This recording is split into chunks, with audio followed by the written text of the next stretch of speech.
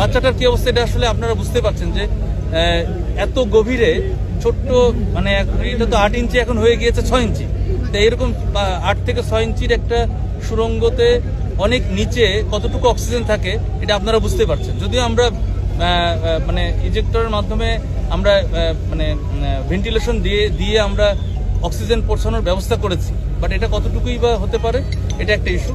তো এটাতে মানে সম্ভাবনা খুবই ক্ষীণ, তারপরেও অলমাইটি আল্লাহ যদি চান যে অবশ্যই অনেক কিছু সম্ভব।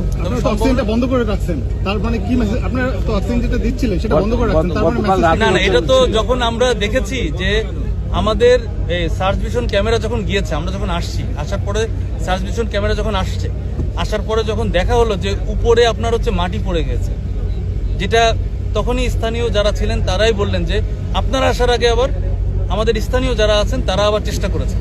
স্বাভাবিক, এটা একটা ইমোশনাল ইস্যু, চেষ্টাটা করবে এটাই স্বাভাবিক। কিন্তু আমরা যখন সার্চ ভিশন ক্যামেরা দিয়ে দেখলাম তখন কিন্তু মাটি পেয়েছি, মাটি এবং খড়কুটো, এটা সারা বাংলাদেশ দেখেছে। সুতরাং এখন আশাটা কতটুকু এটা আপনিও বুঝতে পারছেন, আমি বুঝতে পারছি। তবে আমরা সর্বোচ্চ চেষ্টা করব, আমরা ভিকটিম উদ্ধারের জন্য চেষ্টা করব। এটা অ্যালাইভ হোক আর ডেড হোক এটা আমাদের ইস্যু না, আমাদের ইস্যু হচ্ছে আমরা ভিকটিম উদ্ধার করব। ধন্যবাদ। আপনারা ইতিমধ্যেই আপনারা একসাথে আছেন, আপনারা জানেন 27 ঘন্টা প্রায় পার হয়ে গিয়েছে। এখনো আমরা আসলে প্রতিটা কার্যক্রম যেটা মানে অনেক আলোচনা করেই প্রত্যেকটা কাজ করছি। আমরা এই মুহূর্তে যে কাজটা চলছে আপনারা দেখতে পাচ্ছেন পিছনে 3টা এক্সকাভেটর একসাথে মাটি খনন করছে।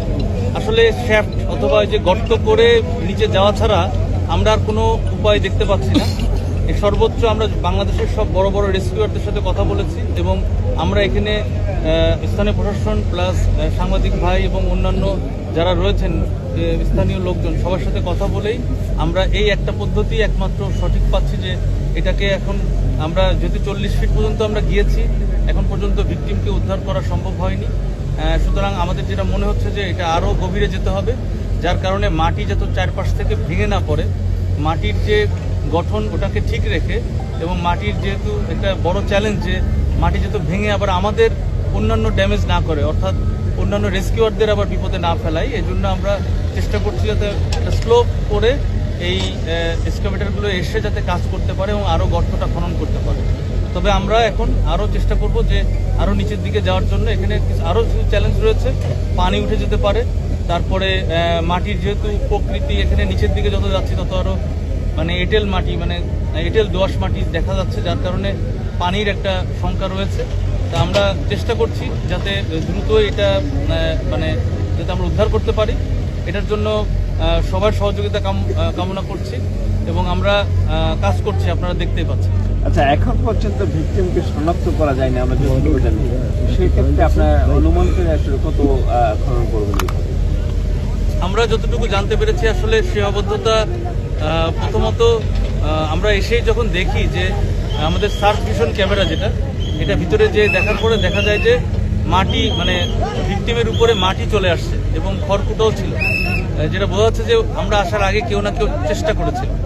এই চেষ্টার কারণে আসলে একটু স্বাভাবিক যে এটা একটা মানে ইমোশনাল ইস্যু, যে চেষ্টাটা করাটাই স্বাভাবিক। তা চেষ্টা করতে যেয়ে আসলে এই মাটিগুলো পড়েছে, যার কারণে মানে বোঝা যাচ্ছে না। এবং ওনারা যেটা বলছেন যে এই পাইপটা আনুমানিক 90 ফিট গভীর, তা 90 ফিট যদি হয়ে থাকে হয়তো দীর্ঘকাল যেহেতু পাইপ ছিল না, আশা করছি যে হয়তো মাটি ভরাট হয়ে হয়ে এই 90 ফিটটা একটু ছোট হয়েছে। তবে এতটাও ছোট না যে 40 ফিটেও আমরা পাচ্ছি না, তার মানে ভিতরে আরও যেতে হবে, যেটা বুঝতে পারছি যে আমরা টার্গেট করেছি 10 ফিট করে যাব। এবং যাওয়ার জন্য যেই অ্যাসোসিয়েট যেই কাজগুলো যেই আমাদের এক্সকাভেটর 3টা আছে, 3টা যাতে স্থানে মানে অবস্থান নিয়ে কাজ করতে পারে সেই পদ্ধতিটাই করলাম আমরা।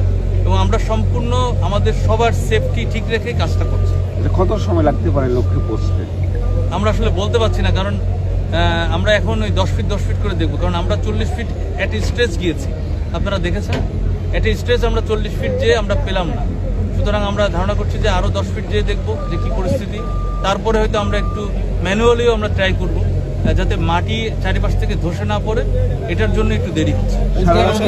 আমরা ভূতত্ত্ববিদের সাথে কথা বলেছি, তারা বলছে যে এক্সকাভেটরের যে ভাইব্রেটিং এটা হচ্ছে এই কারণে শিশুটা আরো ভিকটিম আরো তলিয়ে যেতে পারে। তো এই ক্ষেত্রে কি আপনারা ম্যানুয়ালি পদ্ধতি অবলম্বন করবেন কিনা? দেখুন, অলরেডি কিন্তু আমরা অনেক সাবধানতা অবলম্বন করে কাজটা করেছি, এবং ভাইব্রেশনের যে ইস্যুটা আসছে সেটা কিন্তু এর থেকে আরো হেভি জিনিস ছিল, যেগুলো মানে আমরা দূরে থেকে ব্যবস্থা করেছি। মানে আপনি দেখবেন যে যেই সাইট তার থেকে অন্তত ন্যূনতম 10-15 ফিট দূরে আমাদের এই এক্সকাভেটরগুলো থাকছে।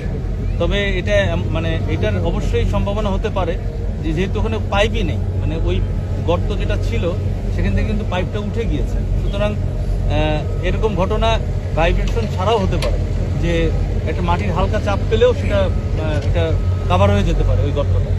আর আমরা তো বললামই যে আমরা এসেই দেখেছি যে যেই ভিকটিমের উপরেই অন্তত প্রচুর পরিমাণ মাটি পড়েছে, যেই মাটিতে এটা আসলে চাপ পড়ে গেছে। আচ্ছা, আমরা গতকালকে দেখেছিলাম, আমরা চেষ্টা করতে থাকবো, যদি মানে আমরা একের পর এক দেখি, 10 ফিট আগে যাই দেখবো, তারপরে আবার 10 ফিট দেখবো, চেষ্টা করতে করতে যদি আমরা মানে আমরা সর্বোচ্চ চেষ্টা করি, তারপরেও যদি ফার্দার পরবর্তী অপারেশন নির্ভর করবে, আমরা স্থানীয় প্রশাসন এবং গণ্যমান্য ব্যক্তি আপনাদের সাথে সবার সাথে বসে আমরা আমাদের বড় বড় ডিস্ট্রিবিউটরের সাথে একসাথে আলোচনা করে ফার্দার অপারেশন তখন প্ল্যান করব। তবে আমরা এখনই হাল ছাড়ছি না, আমরা চেষ্টা করব ভিকটিম উদ্ধার করার জন্য সর্বোচ্চ।